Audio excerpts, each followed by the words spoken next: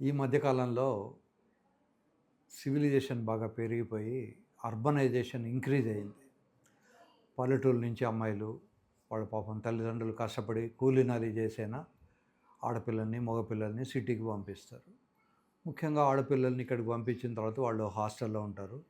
వాళ్ళ సీనియర్ అమ్మాయిలో వాళ్ళు వీళ్ళని వేరే వాళ్ళకి పరిచయాలు చేస్తుంటారు. వీళ్ళకు 5 స్టార్ హోటల్స్‌లో భోజనాలు, పబ్‌కి తీసుకెళ్ళడాలు ఇట్లాంటివన్నీ ఇంట్రడ్యూస్ చేసిన తర్వాత వాళ్ళకు ఒక ఈజీ మనీకి అలవాటు పడిపోతారు. వాళ్ళు ప్రాస్టిట్యూట్స్ లాగా కేవలం డబ్బు కోసమని సంసారం చేయరు కానీ ఈజీ మనీ ఓ చిన్న గిఫ్ట్‌కో లేదా పేరెంట్స్ నుంచి రావాల్సిన డబ్బు కొంచెం లేట్ అయిందనో తర్వాత ఒక పీర్ ప్రెషర్ ఫలానా హోటల్లో నేను వెళ్ళి భోంచేశాను, ఫలానా హోటల్లో నేను డిన్నర్ చేశాను, తర్వాత ఈ చిన్న చిన్న గిఫ్ట్లు వీటికి ఆశపడి వీళ్ళు నెంబర్ ఆఫ్ పార్ట్నర్స్ని ఒకటే పార్ట్నర్ కాకుండా నెంబర్ ఆఫ్ పార్ట్నర్స్తో తిరుగుతూ ఉంటారు. ఇలా తిరగడం వల్ల హెచ్ఐవి అనేది ఈ పార్ట్నర్లో ఏ ఒక్కడికి ఉన్నా కూడా పాపం అందరికీ అది ఒకళ్ళ ద్వారా ఒకళ్ళకు సంక్రమిస్తూ ఉంటుంది. సో దీనికి పూర్వంలాగా పేరెంట్స్ కంట్రోల్ తగ్గిపోయింది. పిల్లలకు కొంచెం ఇంటర్మీడియట్ దాకా పేరెంట్స్ చూస్తున్నారు. ఇంటర్మీడియట్ తర్వాత డెఫినెట్గా వాళ్ళు సిటీకే వస్తుంటారు, లేదా కొద్దిమంది ఇంటర్మీడియట్లోనే సిటీకి వస్తుంటారు.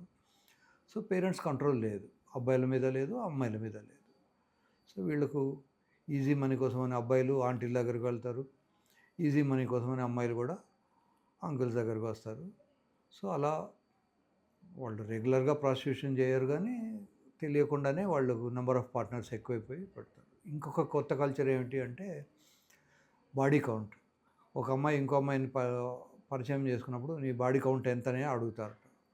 సో బాడీ కౌంట్ అంటే ఎంతమందితో సెక్స్ చేసేవారు. ఇలా ఒకప్పుడు సెక్స్ అనేది ఏదో 7 జన్మల సంబంధం ఉంటే కానీ సెక్స్ జరగదు, ఇట్లాంటివన్నీ ఉంటుండే. ఇప్పుడున్న కాన్సెప్ట్ ఈజ్ టోటల్లీ డిఫరెంట్. ఇప్పుడు యూత్కి ఏమిటి అంటే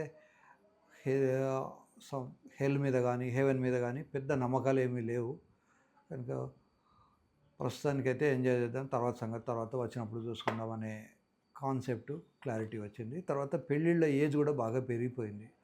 ఇదివరకు 18 ఏళ్ళు వచ్చేసరికి ఇంట్లో గొడవ అయ్యేది. అమ్మో ఇంట్లో అమ్మాయికి ఇంకా పెళ్లి కాకుండా ఉండి అని పక్కింటి వాళ్ళు ఎదురింటి వాళ్ళు. ఇప్పుడు 35 ఇయర్స్ 40 ఇయర్స్ వచ్చినా కూడా అమ్మాయిలు పెళ్ళిళ్ళు చేసుకోవట్లేదు, అబ్బాయిలు పెళ్లి చేసుకోవట్లేదు. సో ఏజ్ పెరిగింది కానీ లోపల హార్మోన్స్ డిమాండ్ పెరుగుతూనే ఉంటాయి కానీ తగ్గదు. కనుక వాళ్ళు ఒక వ్యక్తితో కాకుండా చాలామంది వ్యక్తులతోటి చేసే అవకాశాలు ఉంటుంది. ఎవరైతే న్యాయంగా ధర్మంగా ఒకే పార్ట్నర్ తోటి ఉంటారో వాళ్ళకు హెచ్ఐవి వచ్చే ఛాన్స్ చాలా చాలా తక్కువ. అలా కాకుండా నెంబర్ ఆఫ్ పార్ట్నర్స్ ఇంక్రీజ్ అయినప్పుడు హెచ్ఐవి ఛాన్స్ పెరుగుతుంటుంది. హెచ్ఐవిని ప్రికాషన్స్ ఏమిటి అంటే ఒకటేమో నెంబర్ ఆఫ్ పార్ట్నర్స్ తగ్గించుకోవడం, రెండోది కండోమ్ వాడడం. కండోము పినిస్ హార్డ్గా ఉన్నంతసేపే దీని మీద కండోమ్ ఉంటుంది. ఇది ఒకసారి లూజ్ అయిన తర్వాత కండోమ్ కూడా లూజ్ అవుతుంది. అప్పుడు అబ్బాయికి ఉన్న సీక్రెషన్స్ అమ్మాయికి, అమ్మాయికి ఉన్న సీక్రెషన్స్ అబ్బాయికి ఎక్స్చేంజ్ అవుతాయి. దానివల్ల కూడా ఇన్ఫెక్షన్ వస్తుంది. రెండోది ప్రివెన్షన్. పొరపాటున ఒకవేళ అమ్మాయి దగ్గరికి పోయినా వితిన్ అవర్స్ కనుక మీరు డాక్టర్ దగ్గరికి వెళ్తే వాళ్ళు కొన్ని ట్యాబ్లెట్స్ రాసిస్తారు, స్పెగ్రా అని ఇట్లాంటి కంపెనీ పేర్లు.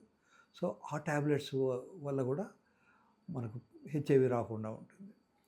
కానీ చేసే పని 5 నిమిషాలైనా ఒక నెల రోజుల దాకా మాత్రలు వాడుకోవాల్సి వస్తుంది. రెండోది ఏమిటి అంటే కోరికలు వచ్చినప్పుడు మాస్టర్బేట్ చేసుకోవడం కూడా ఒక మంచి పద్ధతి. అమ్మాయిల దగ్గరికే వెళ్లకుండా మాస్టర్బేట్ చేసుకోవడం వల్ల అమ్మాయికి ప్రెగ్నెన్సీ రాదు, అబ్బాయికి లోపల ఉన్నటువంటి ఒక రకమైనటువంటి అనీజీనెస్ రిలీజ్ అవుతుంది, అమ్మాయిలకు కూడా ఇది రిలీజ్ అవుతుంది. So these are all the normal forms. తర్వాత డిల్డోల్స్ అంటారు. ఈ ప్లాస్టిక్లు కొన్ని లోపల అమ్మాయిలు పెట్టుకోవడం లేదా అబ్బాయిలు ఒక ఫిమేల్ స్ట్రక్చర్తో సెక్స్ చేయడం ఇట్లాంటి కొన్ని ప్రాక్టీసెస్ ఉంటాయి మా సొసైటీలో.